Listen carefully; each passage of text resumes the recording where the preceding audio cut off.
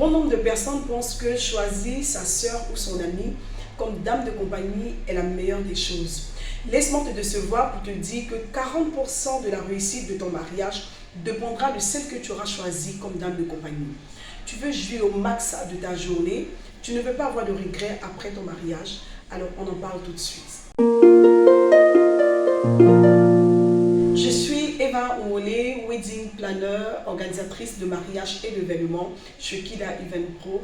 J'aide et je conseille les futurs mariés sur toutes les questions relatives à l'organisation de leur mariage. Par exemple, comment calculer son budget de mariage, comment établir sa liste d'invités, comment gérer son timing, comment avoir un très beau mariage, quel que soit son budget. Je suis passionnée par l'organisation des mariages, raison pour laquelle je fais des vidéos pour aider les futurs mariés à avoir toutes les réponses à leurs questions. À l'origine, la dame de compagnie est une auxiliaire de vie, une personne qui vient en aide à quelqu'un dans le besoin, et ça peut être une reine ou une personne handicapée.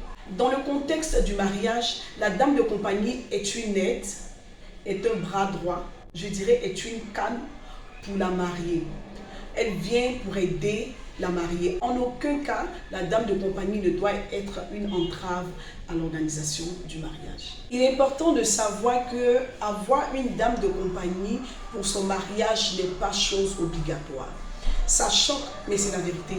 Vous n'êtes pas obligé d'avoir une dame de compagnie.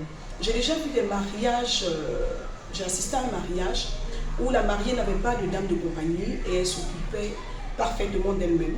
Et le mariage s'est très bien déroulé. C'était une très belle cérémonie. Parce que mieux vaut être seul que d'être mal accompagné. J'ai déjà assisté à un mariage aussi où il y avait 3 dames de compagnie distinctement habillées qui faisaient office de demoiselles d'honneur. Et le mariage s'est très bien déroulé, c'était une très belle cérémonie. Chaque mariage est unique et chaque marié aussi. Raison pour laquelle je vous donnerai dans cette vidéo quelques points, je dirais quelques qualités que doit avoir une dame de compagnie pour pouvoir réussir sa mission. Sachez avant tout que le rôle de la dame de compagnie est très important, bien plus important que nous l'imaginons. Ce n'est pas simplement cette belle poupée, cette belle dame ou cette belle demoiselle assise à côté de la mariée avec un beau lotus, très bien habillée dans les couleurs du mariage. C'est bien plus que ça. J'ai lu sur la toile des témoignages de mariés qui étaient très émerveillés par la mission qu'a accomplie leur dame de compagnie durant tout le processus de leur mariage. Oui, vous avez très bien entendu, c'est durant tout le processus de leur mariage parce que c'est là que commence la mission de la dame de compagnie, bien avant le mariage et pendant le mariage. Alors écoutez ces qualités. La première qualité, la dame de compagnie doit être une personne disponible. Que ce soit votre soeur, votre meilleure amie ou une personne simplement que vous appréciez, il faut que cette personne soit disponible. Parce que nous savons que l'organisation de mariage nécessite de faire énormément de courses. Donc il faut que la dame de compagnie vous accompagne parce qu'il y a certaines décisions que vous serez emmené à prendre séance tenante, par exemple dans le choix de sa robe de mariée ou des cartons d'invitation ou autre chose. Voilà, donc une mariée avec sa dame de compagnie, faire des courses, ce sera d'une grande aide. Parce qu'il y a des prestataires à rencontrer, il y a des choix à faire, il y a des décisions à prendre pendant l'organisation du mariage. Deuxième point, la dame de compagnie doit être une personne objective et sincère. Une personne qui vous dira les choses telles qu'elles sont, une personne qui vous dira les choses sans hypocrisie. Prenons l'exemple, vous accompagnez votre mariée acheter sa robe de mariage et elle a un coup de foudre sur une robe, mais vous vous rendez compte que cette robe n'ira pas avec sa forme. Vous devez pouvoir l'en dissuader en trouvant les mots qu'il faut. Un autre exemple, vous rencontrez un prestataire et vous vous rendez compte que le budget de votre mariée n'est pas suffisant pour la prestation qu'elle a choisie. Trouvez les moyens de l'en dissuader. Les mariées sont parfois capricieuses, donc ne l'aidez pas à dépasser son budget. La troisième qualité, la dame de compagnie doit être une personne courageuse et non paresseuse. Sinon, vous êtes morte dans le film. Parce que vous allez remettre tout à demain et vivre la catastrophe le jour du mariage. Le quatrième point, la dame de compagnie doit être protectrice et savoir garder la confidentialité. Il se peut que la dame de compagnie assiste à des querelles du couple ou à des querelles entre les familles. Voilà, il faut qu'elle puisse garder la confidentialité. Elle peut connaître aussi le budget du mariage. il faut qu'elle puisse garder la confidentialité même après le mariage.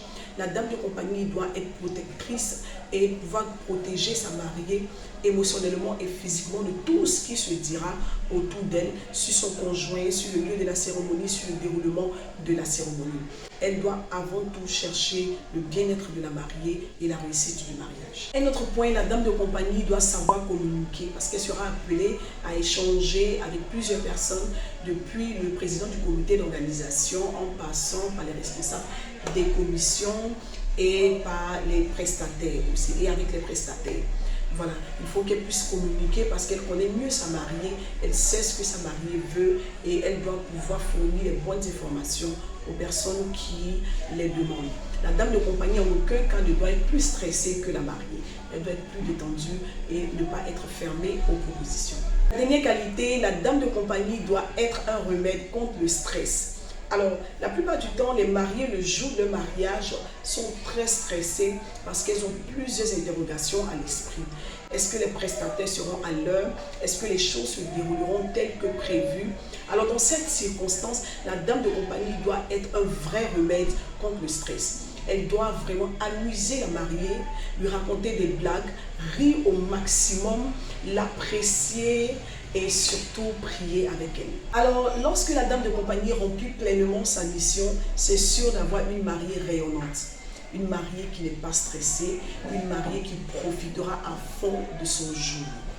Quelques conseils pour les mariés: évitez d'être trop difficile, d'être trop colérique, évitez d'être trop fermé, d'être trop stressé, soyez flexible. La tâche ne sera pas du tout aisée pour votre dame de compagnie, donc n'en ajoutez pas. J'espère que vous avez apprécié le contenu de cette vidéo.